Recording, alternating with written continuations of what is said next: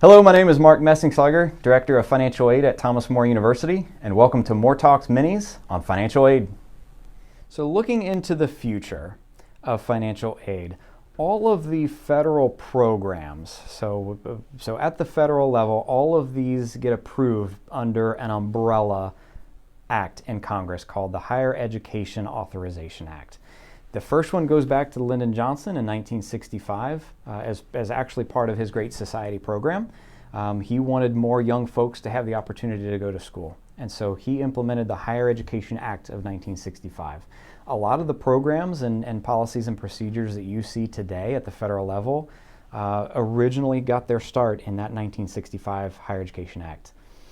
Every year, every few years, that act gets reauthorized. So you hear in the news sometimes about a big bill in Congress that gets reauthorized, or sometimes they'll punt, right? They'll just kick it off for an extra year. And we always jokingly say, oh, well, Congress didn't do their job again, because they just said, yep, blanketly yes to one more year. We're just going to extend it for one more year without actually reauthorizing the bill. Same thing happens with the Higher Education Act. So from 1965, that original bill there was language written into that bill that said it had to be reviewed every 4 or 5 years, and it had to be reauthorized. So when was the last Higher Education Reauthorization Act? It was more than 10 years ago. And so we need to review that. It's long overdue.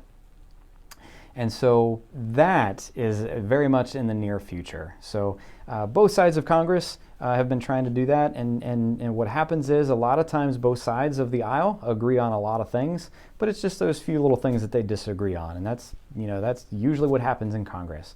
And so we just have to get over those last few hurdles in order to get that higher education reauthorization passed and get it officially reauthorized and on the books.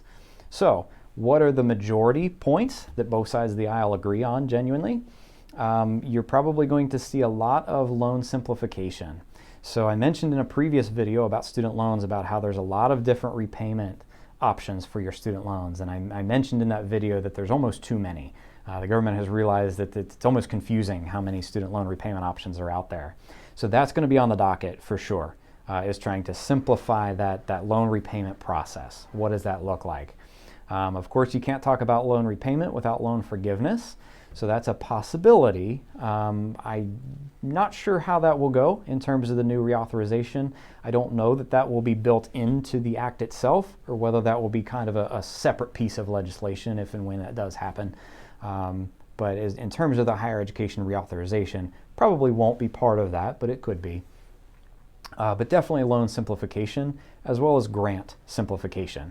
So the federal Pell Grant is the bread and butter of the federal grant programs. And probably what you'll see in a reauthorization of the Higher Education Act is probably kind of a quote-unquote beefing up of the Pell Grant. You'll probably see some additional funding be funneled into that Pell Grant program, but as well as they're going to try to streamline. There's some other kind of supplemental grants at the federal level that they're probably going to streamline and consolidate into the federal Pell Grant. Again, that's not guaranteed to happen, but those are some of the things that they've been talking about for some time now that will probably be coming down the line with this new Higher Education Reauthorization Act, whenever that happens to come down the line. Thanks for watching. If you enjoyed this video, be sure to like it or give it a share. If you have other questions, be sure to put a comment, and maybe we just might answer that in a future video.